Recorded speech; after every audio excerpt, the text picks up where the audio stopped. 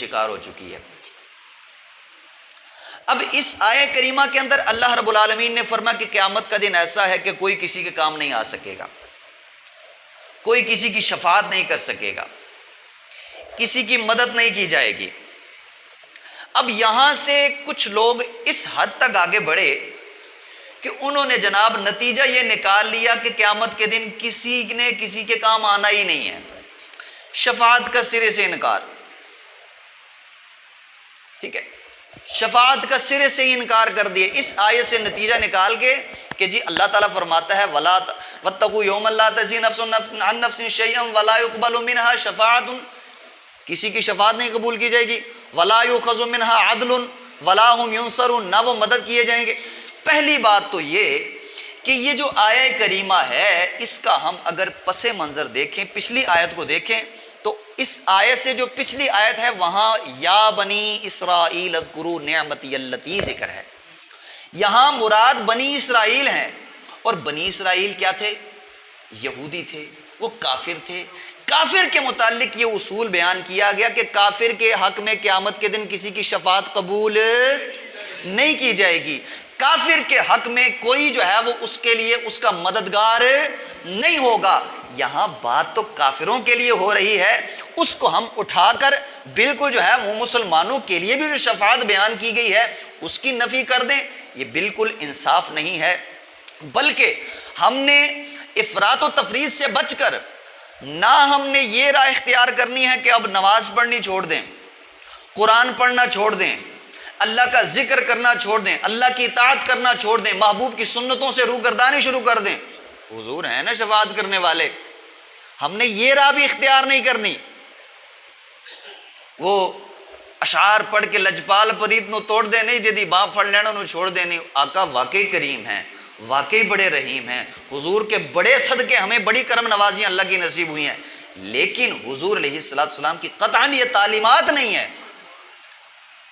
نبی پاک صلی اللہ تعالی علیہ وآلہ وسلم کی تعلیمات یہ ہیں ان ربک یعلم انک تقوم ادنی من ثلثی اللیل ونصفہ وثلثہ وطائفۃ من الذین معک۔ محبوب تو ساری رات جو ہے وہ قیام کرتے ہیں۔ محبوب کے جانثار صحابہ ابوبکر صدیق کی راتوں کو دیکھیں، فاروق اعظم کی راتوں کو دیکھیں، حضور ایک رات باہر نکلے، ابوبکر صدیق رضی اللہ تعالیٰ عنہ آہستہ آواز میں قرآن پڑھ رہے تھے۔ یہ راتوں کے حال ہیں۔ فاروق اعظم کے گھر سے پاس سے گزرے تو بلند آواز سے قرآن پڑھ رہے تھے۔ تو صحابہ حضور کی تعلیمات یہ ہیں۔ نہ ہم نے بالکل اس طرف جانا ہے کہ جناب اب عبادت کرنی چھوڑ دیں، پیراں دے مرید ہو گئے ہن کسے گل دی ضرورت نہیں، اور نہ ہی ہم نے اس طرف جانا ہے کہ بالکل جناب شفاعت کا بالکل سرے سے انکار کر دیا جائے۔ افراط و تفریط سے بچتے ہوئے ہم نے قرآنی آیات کو بھی سامنے رکھنا ہے، احادیث کو بھی سامنے رکھنا ہے۔ چند احادیث میں آپ کو شفاعت کے اوپر عرض کرتا ہوں۔ نبی پاک صلی اللہ تعالی علیہ وآلہ وسلم کیا ارشاد فرماتے ہیں؟ قال رسول اللہ صلی اللہ تعالی علیہ وسلم یشفع الشہید فی 70 من اہل بیتہ، فرمایا وہ بندہ جو شہید ہے، جو اللہ کی راہ میں شہادت کا جام جس نے نوش کیا ہے، اس کا مقام یہ ہے، اس کا مرتبہ یہ ہے، یشفع الشہید، شہید قیامت کے دن شفاعت کرے گا۔ وہ تو اس کی بخشش کے تو کیا کہنے، وہ صرف خود ہی نہیں، یشفع الشہید، شہید شفاعت کرے گا۔ یا رسول اللہ ایک بندے کی شفاعت کرے گا، 2 کی کرے گا، 3 کی کرے گا، کتنوں کی کرے گا؟ فرمایا فی 70 من اہل بیتہ، اپنے گھر والوں میں سے 70 بندوں کی وہ شفاعت کرے گا۔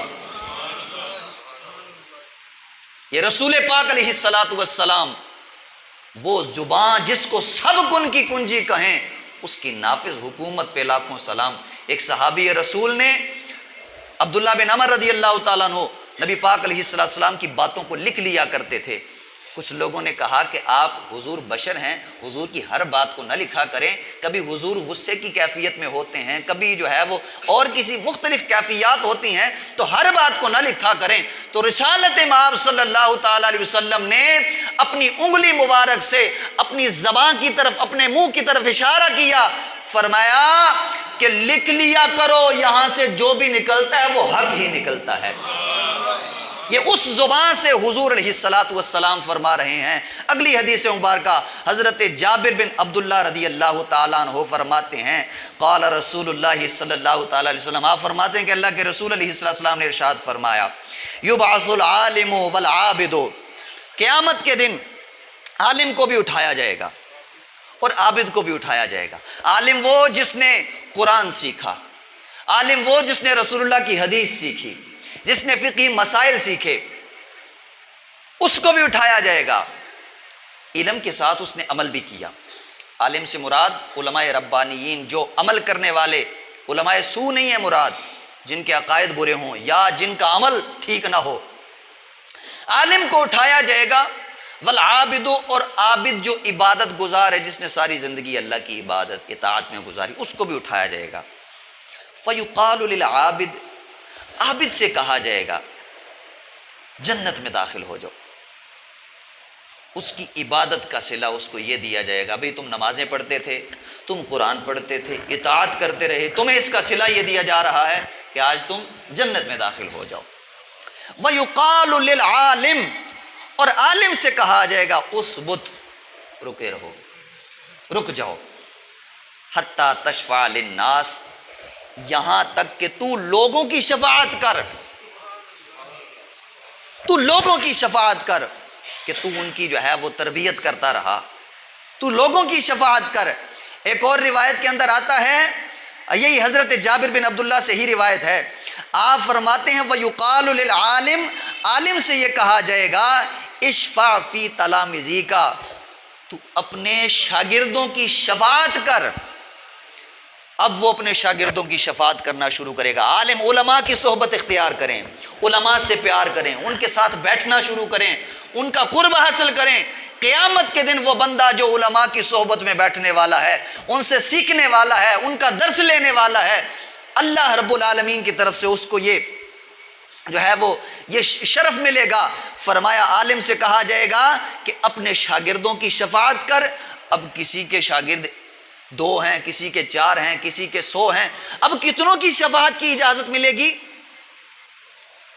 اللہ کے رسول صلی اللہ تعالی علیہ وسلم نے ارشاد فرمایا وَلَوْ بَلَغَ عَدَدُهُمْ نُجُومَ السَّمَاءِ، اور فرمایا اگرچہ عالم دین کے شاگردوں کی تعداد آسمان کے تاروں جتنی بھی ہو نا، اس کی شفاعت ان کے حق میں قبول کی جائے گی۔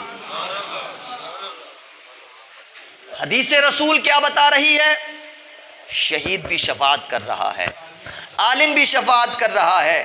حضرت علی المرتضیٰ شیر خدا کرم اللہ تعالی وجہہ الکریم فرماتے ہیں کہ قاری قرآن سے کہا جائے گا، حضور فرماتے ہیں قال رسول اللہ صلی اللہ تعالی وسلم من قرأ القرآن، جس نے قرآن کو پڑھا، وحفظہ، اور اس نے قرآن کو حفظ کیا، قرآن کو پڑھا اور اس کو یاد بھی کیا، زبانی ذہن میں رکھا، اس کو اعزاز کیا ملے گا؟ اللہ تعالیٰ اس کو جنت میں داخلہ عطا فرمائے گا۔ حافظ قرآن، قاری قرآن، آج دنیا میں چاہے لوگ کچھ بھی کہتے رہیں، اس کے متعلق کچھ بھی جو ہے وہ اس کو وہ پروٹوکول ملے یا نہ ملے، قیامت کے دن اللہ رب العالمین قاری قرآن کو پروٹوکول دے گا، اس کو عزت جو ہے وہ دی جائے گی اور اس کو جنت کے اندر داخل کیا جائے گا۔ اور فرمایا اس کے گھر والوں میں سے 10 کے حق میں اس کی شفاعت قبول کی جائے گی، اور فرمایا کہ کلہم قد استوجب النار، وہ سارے کے سارے ایسے بندے اس کی شفاعت سے جنت میں جائیں گے جن کے حق میں جہنم واجب ہو چکا تھا، وہ پکے جہنمی تھے۔ قاری قرآن اللہ کی بارگاہ میں عرض کرے گا مالک اس کی بھی بخشش فرما، اس کی بھی بخشش فرما، اس کی بھی بخشش فرما۔ حضرت ابو موسیٰ اشعری رضی اللہ تعالیٰ عنہ فرماتے ہیں کہ حاجی اپنے گھر والوں میں سے 400 بندوں کی شفاعت کرے گا۔ جس کو اللہ تعالیٰ نے دیا ہوا ہے وہ مختلف وجوہات کی بنا پر اس حج کے متعلق ٹالم ٹول سے کام نہ لے۔ کچھ لوگ بیٹی کی شادی کرنی اس لیے رکے ہوئے ہیں، بیٹے کی شادی کرنی اس لیے رکے ہوئے ہیں، ان وجوہات کی بنا پر حج کو لیٹ نہیں کیا جا سکتا، حج کو چھوڑا نہیں جا سکتا۔ اگر اللہ تعالیٰ نے توفیق دی ہوئی ہے اور پیسہ ہے، باقی استطاعت ساری ہے جو شرائط ہیں اس کی، تو پھر حج ضرور کریں۔ قیامت کے دن ایک حاجی کتنوں کی شفاعت کرے گا؟ 400 بندوں کی شفاعت کرے گا۔ اللہ اللہ۔ ایک وہی روایت جو میں نے پہلے بھی ایک دن عرض کی تھی کہ قیامت کے دن جہنمیوں کی صفیں بنائی جائیں گی، ایک بندہ ان کے پاس سے اہل جنت میں سے گزرے گا، گناہ گاروں میں سے کوئی کہے گا حضور مجھے آپ جانتے ہیں، قیامت کے دن دنیا میں آپ کو جو ہے وہ میں نے پینے کے لیے پانی دیا تھا۔ دوسرا آگے بڑھے گا، حضور میں نے آپ کو وضو کے لیے پانی دیا تھا۔ وہ اللہ کا نیک بندہ اس کی شفاعت کرے گا اور اللہ رب العالمین اس کو جنت میں داخل فرما دے گا۔ تو یہ جو احادیث ہیں یہ ہمیں بتا رہی ہیں کہ قیامت کے دن شفاعت ہوگی، اللہ کے محبوب بندے بھی شفاعت کریں گے، علماء بھی شفاعت کریں گے، قرہ بھی شفاعت کریں گے، حاجی بھی شفاعت کریں گے، شہید بھی شفاعت کریں گے۔ رسول پاک کی تو شان وراء الورا ہے نا۔ یہاں بات ایک عجیب سی جو ہے وہ جوڑی جاتی ہے، کہا جاتا ہے جی کہ دیکھو جی انہوں نے جناب اپنے باب نبیوں سے بھی بڑھا دیے، اور وہاں انبیاء تو کہہ رہے ہوں گے اذهبوا الی غیری، اور یہاں یہ کہہ رہے ہیں کہ جی ہمارے بزرگ شفاعت کریں گے۔ وہ بات کہاں کی ہے جب انبیاء اذهبوا الی غیری کہہ رہے ہوں گے، اور جب یہ بزرگ شفاعت کریں گے، علماء شفاعت کریں گے، شہید شفاعت کریں گے، حاجی شفاعت کریں گے، یہ کب کی ہے؟ یہ تب اذهبوا الی غیری وہ تب کہیں گے جب حضور علیہ الصلوۃ والسلام نے شفاعت نہیں فرمائی ہوگی۔ جب حضور شفاعت کر لیں گے تو پھر حضور علیہ السلام کے بعد شفاعت کا دروازہ کھل جائے گا، پھر انبیاء بھی شفاعت کریں گے اور اولیاء بھی شفاعت کریں گے۔ ٹھیک ہے، تو ہم نے افراط و تفرید کا شکار نہیں ہونا، ہم نے یہ بھی نہیں سمجھنا کہ اب ہم مرید ہو گئے اپنے پیر صاحب کے اب ہمیں عمل کی ضرورت نہیں ہے، اور ہم نے یہ بھی نہیں سمجھنا کہ بالکل قیامت کے دن کسی نے کسی کے کام آنا ہی نہیں ہے۔ لیکن ایک بات کی میں اصلاح ضرور کرتا، ایک گزارش کرتا ضرور چلوں کہ ہم جو اللہ کے پیاروں کے لیے شفاعت کو مانتے ہیں وہ کبھی بھی ایسا نہیں مانتے کہ اللہ کے پیارے یہ جو شفاعت کریں گے وہ اللہ کے مقابل میں آ کر شفاعت کریں گے، ایسا قطعاً بھی ہمارا نظریہ نہیں ہے۔ اللہ کے اذن سے ہوگا۔ من ذا الذی یشفع عندہ الا باذنہ، کون ہے جو شفاعت کر سکے اس کی بارے میں، اس کی بارگاہ میں؟ الا باذنہ، مگر کہ اس کے اذن سے شفاعت کر سکیں گے۔ وہ کون ہوں گے؟ انبیاء بھی ہوں گے، صلحاء بھی ہوں گے، علماء بھی ہوں گے، حفاظ بھی ہوں گے، وہ جناب حاجی بھی ہوں گے، وہ شہید بھی ہوں گے، وہ اور حتیٰ کہ اس امت کا جو فرمایا جو چھوٹا سا بچہ ہے نا وہ اللہ کی بارگاہ میں جھگڑے گا کہ اللہ میرے باپ کو میری ماں کو جنت میں بھیج۔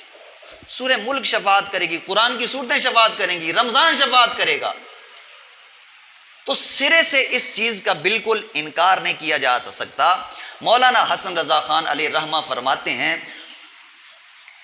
کہ دم حشر آسی مزے لے رہے ہیں، حشر کے دن ہم آسی، دم حشر آسی مزے لے رہے ہیں، ہے رحمت کسی کی شفاعت کسی کی۔ اللہ کی رحمت ہوگی، محبوب کی شفاعت ہوگی، اور نہ جائیں گے جب تک گناہ گار ان کے، حضور کے گناہ گار جب تک امت یہ جب جنت میں نہیں نہ جائے گی، بڑی بڑی امتوں کے بڑے بڑے نیک پارسا لوگ کھڑے رہیں گے۔ نہ جائیں گے جب تک گناہ گار ان کے، نہ جائیں گے جب تک گناہ گار ان کے، نہ جائے گی جنت میں امت کسی کی۔ تو اس دن تو پھر اللہ کی رحمتوں کا یوں بھی ظہور ہونا ہے۔ ٹھیک ہے، تو اس آیت کے اوپر جو کلام میں چاہ رہا تھا وہ یہ کہ ہم نے اعتدال میانہ روی اختیار کرتے ہوئے ہم نے بالکل باغی بھی نہیں ہو جانا، عبادت سے، اور بالکل جو ہے وہ اللہ کی رحمتوں سے مایوس بھی نہیں ہو جانا، نیکی بھی کرنی ہے، اللہ کی رحمت سے امید بھی رکھنی ہے۔ تو تقویٰ کا معنی ایک